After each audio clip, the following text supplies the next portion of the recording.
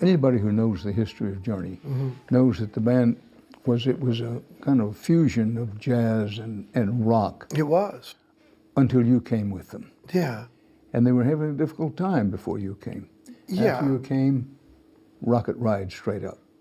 Well, they were such prolific musicians whose hearts were really set on being successful in the Mahavishnu Orchestra period of that type of success that was available for a lot of groups at that time. But for whatever reason, it didn't catch on for them. And I was told that they wanted to make a musical change by the manager and by Don Ellis, who was running Columbia Records on the West Coast here. Well, I want to talk about some of the songs of Journey. Open Arms. Was this a change in direction for the band, a dramatic change in direction for the band? I would say it was a big change because it was a ballad. It was a beautiful melodic song, but when it came time to recording the song, I think there was trepidation of doing that kind of music, that it might be a little too slow for a band that wants to rock. So we intentionally kind of met in the middle to try to make it bombastically big, which became a style of music called a power ballad later on, which I'm not saying we created, but we certainly had our part in it. Well, I was just going to say, I, among others, would say, if you didn't create it, you helped create it. The whole idea of a power ballad. Yeah. We can't talk without talking about Don't Stop Believin'. Tell me how that started.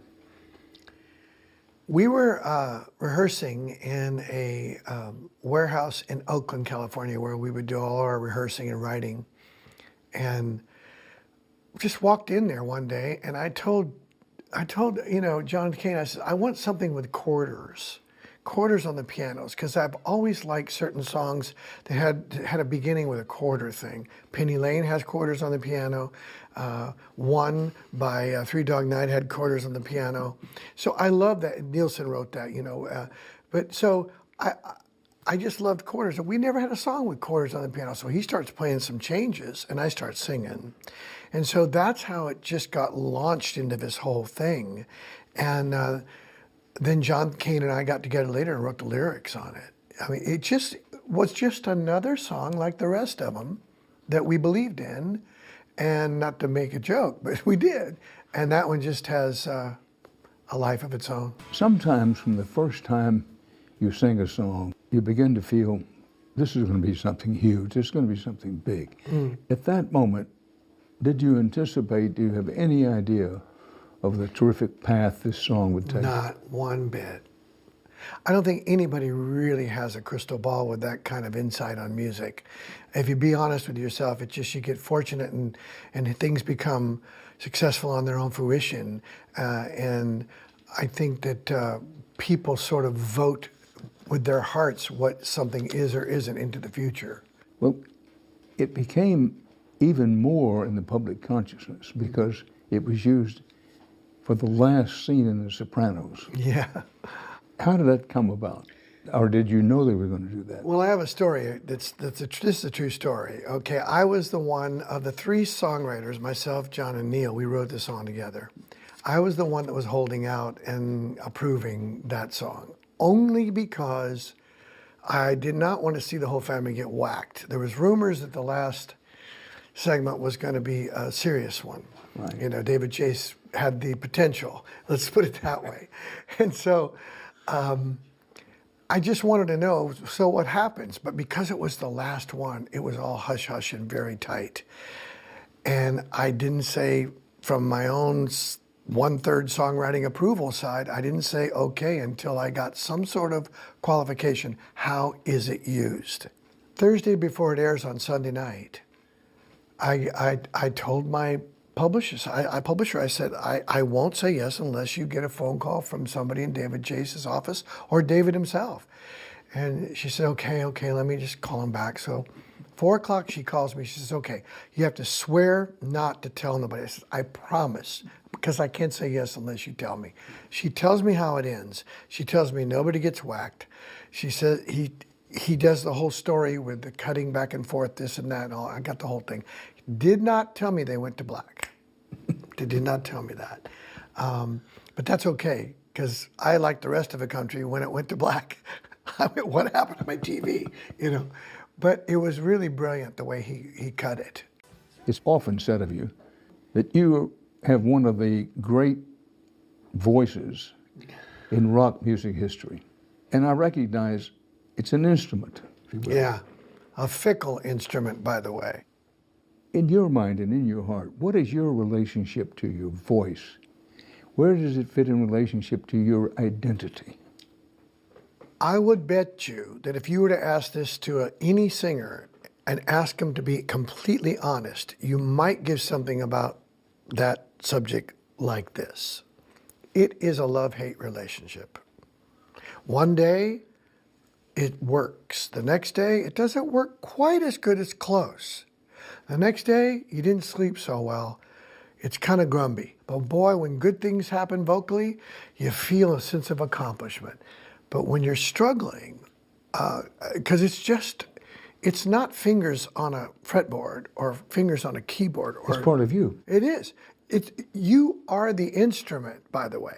You are the instrument. There is nothing else. It's a character. It's a person. It's something. It's in you. And it's subject to everything from a lack of sleep to not enough water to snarky mood maybe that day, you know? And how much of it, particularly when you're successful, becomes such a deep part of your identity that you can't separate yourself from the music? I don't think it's as much of an identity, but it seems to be an expectation more than anything of a certain proficiency night after night. That can make you crazy. They expect you night after night to do the 2-hour-plus show and hit every note on top of the world and then travel and do it again tomorrow night. Well, that's what they pay the big bucks for.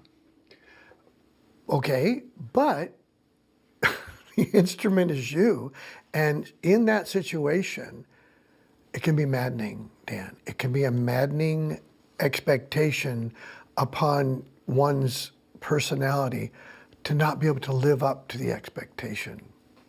Let's talk about fame. We worked around the edges of fame before we talk about when Journey became mega successful. Some people are very comfortable with fame. Yeah. Some people are not so comfortable with fame. Tell me about your relationship with fame. I'd say I've had a very, very big love-hate relationship with fame. I think it led eventually to my original isolation propensities, that I had had enough of it. I don't really care anymore, don't even want any of it anymore. I thought it was I really needed to be known back in the day, that everybody knew who I was. And I think one of the things I discovered as I was going into some therapy when I left the group and stuff like that was that there's this hunger in me when I was younger, because I felt this sort of invisibility that happened when my family split up. I got a little invisible. I used to isolate in this garage to own my own individuality. My mother would say, "Lunch is on the table, where are you?" I'd hear the screen door slam. And I could hear her say that. And I'd think, she doesn't know where I am. I'm hiding and owning my individuality already at a very early age. There was something safe about that. But at the same time, there was something invisible about it, that I think people don't become performers unless they want to be seen. I think there's a certain amount of, see me, I'm really here, that you get from being seen if you feel invisible. And I think a big part of my soul was an invisible one. It was just, I felt invisible. And I think that's part of the drive to become a performer. Then it gets to a point where you kind of don't want to do it anymore. Several people who studied your career, one of whom knows you fairly well, said you will find, Dan, that Steve's an enigma. So I went back and looked up the dictionary definition of enigma. I know enigma, but the dictionary definition is something or someone hard to understand or explain. Also, an inscrutable or mysterious person. Do you see yourself as sort of a mysterious person? I absolutely do. I think that I am an enigma. I think that, and I don't feel bad about that. I feel that I am certainly unpredictably a bit of an emotional person that floats. And I think from the emotional freedom that comes with that, that's where the music comes from. Because it's not hunkered down like a torque wrench. It's not specific or big block letters to be easily read or understood. Music is abstract.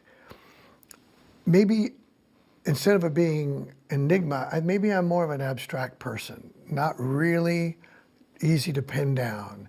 But I'll tell you what, you can count on me if you need me. That's the difference. That I can tell you for sure. But yeah, I'm okay with that. Well, I thank you. Congratulations on your success through the years. I love your work. Well, I love thank your you, work. Steve.